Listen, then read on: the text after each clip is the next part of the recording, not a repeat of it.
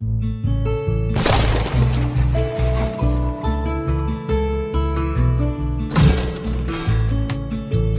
Video में दी हुई जानकारी इंटरनेट से ली गई है। हम इस वीडियो में किसी भी दवाई का प्रचार नहीं करते। किसी भी दवाई को इस्तेमाल करने से पहले एक बार डॉक्टर से जरूर सलाह लें।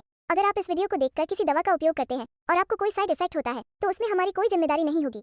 जब आप बीमार पड़ते हो, आप दवा खाते हो, आप कभी ये सोचे हो कि जब आप दवा खाते हो तो वो हमारे शरीर में पचता कैसे है? देखिए, दवा शरीर में काम कैसे करता है, अगर आपको ये जानना है तो आपको 4 टर्म हमेशा याद रखना है, क्योंकि दवा शरीर में इन्हीं 4 चरणों से होकर गुजरती है और अपना काम करती है। पहला स्टेज है अब्जॉर्प्शन, दूसरा स्टेज है डिस्ट्रीब्यूशन, तीसरा स्टेज है मेटाबॉलिज्म और चौथा है एक्सक्रीशन।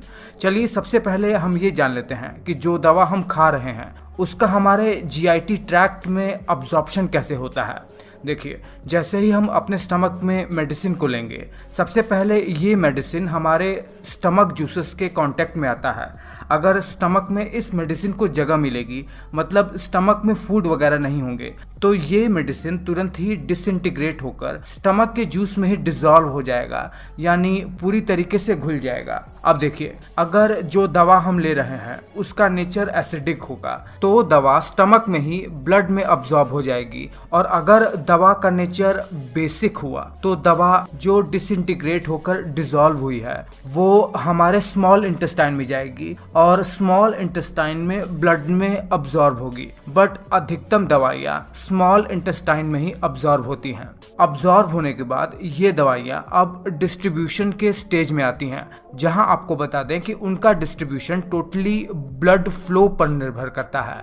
अगर आपको ये लगता है कि हमारे शरीर में ब्लड का फ्लो शरीर के हर एक अंगों में समान होता है तो आप थोड़ा गलत है। शरीर में लिवर, ब्रेन और किडनी में ब्लड का फ्लो कंपैरेटिवली ज्यादा होता है, इसीलिए इन ऑर्गन की तरफ जो हम दवा खाए रहते हैं, जो अब्सॉर्ब हुआ है दवा, वहाँ पर इन ड्रग्स का डिस्ट्रीब्यूशन ज़्यादा होता है। पर इसमें थोड़ा सा कॉम्प्लिकेशंस है। जो दवा हम खाए रहते हैं अगर वो फ्री फॉर्म में रहे तो आसानी से ऑर्गन में चली जाएगी।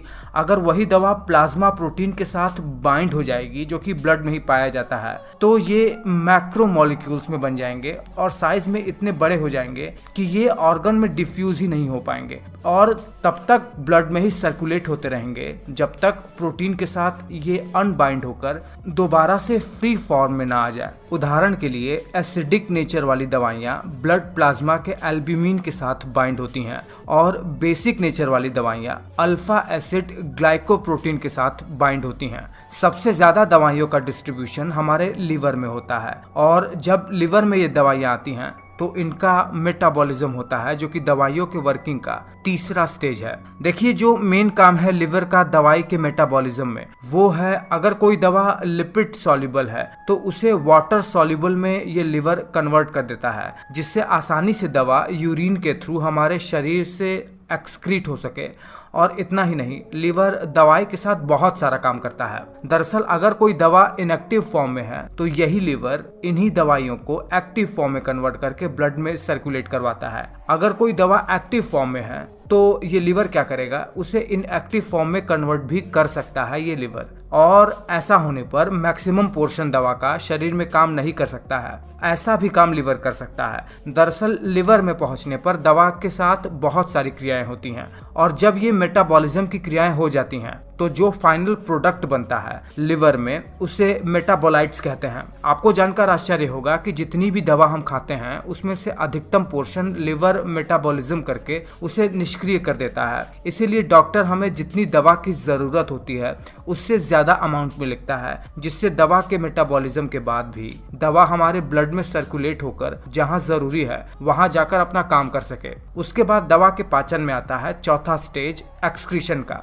एक सर्टेन टाइम लिमिट के बाद, लगभग 5 से 6 घंटे के बाद, अलग अलग दवाइयों के अनुसार किडनी से फिल्टर होकर ये दवाइयाँ हमारे शरीर से एक्सक्रीट हो जाती हैं। हालांकि हर दवाइयों का हाफ लाइफ अलग अलग होता है। कुछ दवाइयाँ ब्लड में अब्सॉर्ब होने के बाद अपने पीक पर लगभग 4 से 5 घंटे में ही पहुंच जाती हैं और उसके बाद किडनी से फिल्टर होकर एक्सक्रीट हो जाती हैं यूरिन के थ्रू। बट कुछ दवाइयाँ जो प्रोटीन के साथ बाइंड हो जाती हैं मेडिसिन के फ्री मॉलिक्यूल से, उसी मेडिसिन के फ्री फॉर्म के मॉलिक्यूल के एक्सक्रीट होने के बाद तो ये दवाइयाँ जो प्रोटीन के साथ बाइंड हो चुकी थी अब अनबाइंड होकर दोबारा से ब्लड में रिलीज हो जाएंगी और दवाइयाँ ज्यादा देर तक शरीर में काम करती रहेंगी। इसीलिए कुछ दवाइयाँ ज्यादा देर तक चलती हैं हमारे शरीर में।